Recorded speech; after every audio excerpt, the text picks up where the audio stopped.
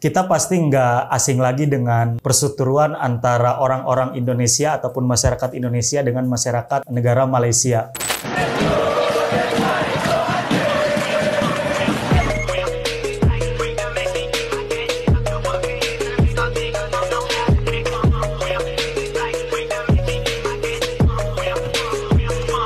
Hari ini saja misalnya, teman-teman boleh lihat di media sosial bagaimana perseteruan antara supporter bola Indonesia melawan supporter bola Malaysia. Terkait naturalisasi misalnya, ketika Indonesia naturalisasinya banyak yang sukses, sementara Malaysia naturalisasinya banyak yang gagal, itu kan akhirnya jadi peluang untuk saling meledek tuh antara supporter. Nah, sadar gak kalau ternyata perseteruan ini itu bahkan dimulai jauh-jauh hari, bahkan sejak negara Indonesia tuh belum resmi memerdekakan diri, ataupun negara Malaysia yang baru merdeka pada tahun 1970-an kalau nggak salah. Bahkan Soekarno kan pernah bikin gerakan tuh, gerakan tentang Ganyang Malaysia. Rakyat Malaya, Singapura, Sabah, Sarawak, dan Brunei untuk membubarkan negara boneka Malaysia.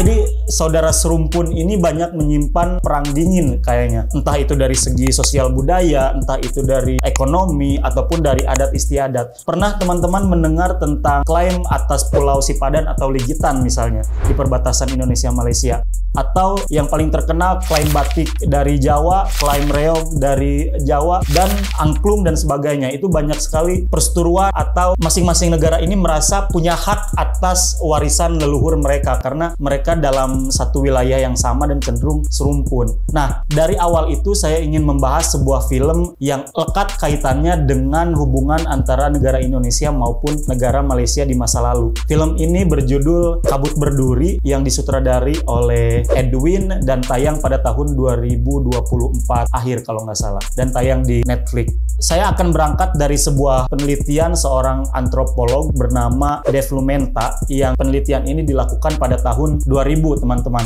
Dave Lumenta sebagai seorang peneliti antropolog, dia meneliti bagaimana keadaan ataupun hubungan masyarakat di daerah perbatasan antara Indonesia dan Malaysia, khususnya di wilayah Kalimantan Utara sana. Nah, dalam penelitiannya, Dave banyak menemukan terkait persoalan-persoalan sensitif yang terjadi sekitar perbatasan itu yang melibatkan masyarakat Indonesia dan masyarakat Malaysia. Dan bukan hanya melibatkan masyarakat saja, bahkan aparat kepolisian ataupun tentara dari kedua negara ini banyak terjadi perselisihan yang diakibatkan oleh banyak alasan dan banyak cara, kawan-kawan. Mulai dari penyelundupan barang-barang haram dan sebagainya. Nah, itu pada akhirnya membuat tensi dari kedua negara ini tegang. Sampai hari ini banyak sekali kita bisa menemukan bagaimana keadaan tegang antara perbatasan-perbatasan Indonesia dan Malaysia. Walaupun banyak perjanjian-perjanjian yang sudah dibuat. Nah, film Kabut Berduri ini, balik lagi, ini kental betul dengan apa yang diteliti oleh seorang Dave Lumenta. Ceritanya banyak sekali mengangkat atau membawa anak tema lain, kawan-kawan. Mulai dari mistisisme yang ada di Kalimantan Utara, atau sempitnya hal-hal spiritual yang dipercayai oleh masyarakat suku Dayak. Kemudian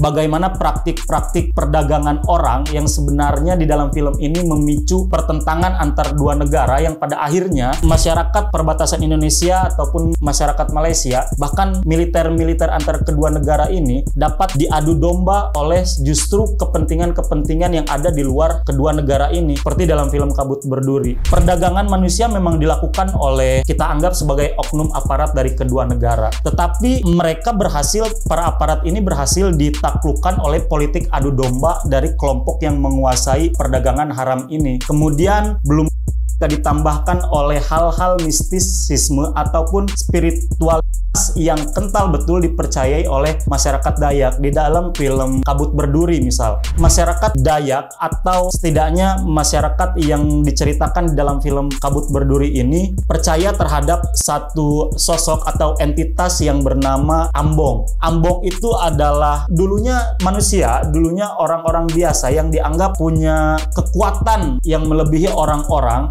dan di masa depannya ketika Ambong ini sudah mati, dia terus menggentayangi hutan di daerah Kalimantan Utara, dan akhirnya ini menjadi semacam kepercayaan di mana Ambong akan melindungi seluruh kawasan hutan ataupun pemukiman di wilayah Kalimantan Utara, dan ini dipercaya oleh masyarakat sebagai sebuah entitas yang melindungi mereka. Nah, ketika Inspektur Sanja yang sebagai seorang polisi dari Jakarta dikirim ke wilayah Kalimantan Utara, khususnya pemukiman-pemukiman masyarakat adat Dayak, dia tidak bisa semata-mata menggunakan atribut hukumnya untuk menyelidiki kasus perdagangan manusia ini. Karena apa? Karena mistisisme ataupun spiritual yang melekat di dalam film ini sudah menjadi identitas dari masyarakat Dayak ataupun masyarakat Kalimantan Utara. Apalagi isu yang diangkat dalam film ini kan bukan hanya Ambong saja, ada juga Paraku tuh. Kalau membaca beberapa literatur yang tersedia, itu ada gerakan separatis bernama Paraku. Paraku adalah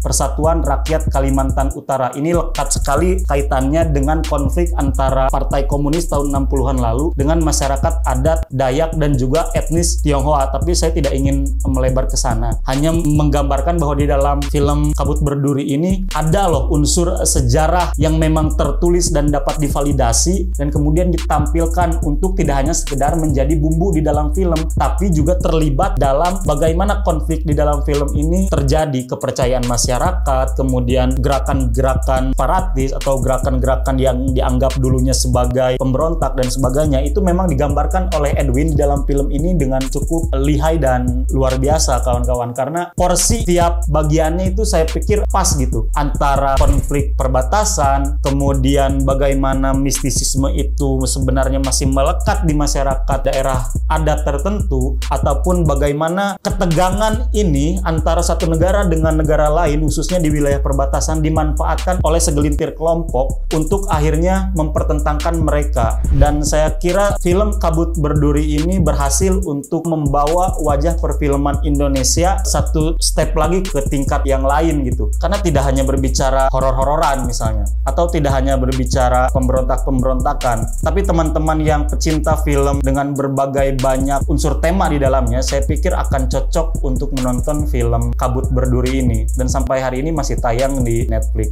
Teman-teman kalau punya anggapan lain atau punya pendapat lain tentang film Kabut Berduri ini, saya butuh banget komen teman-teman. Silahkan komentar di kolom yang sudah tersedia, silahkan tonton filmnya. Dan itu saja pembahasan dari Kabut Berduri. Jangan lupa tonton terus pembahasan-pembahasan film ataupun series lainnya di kolom sinema.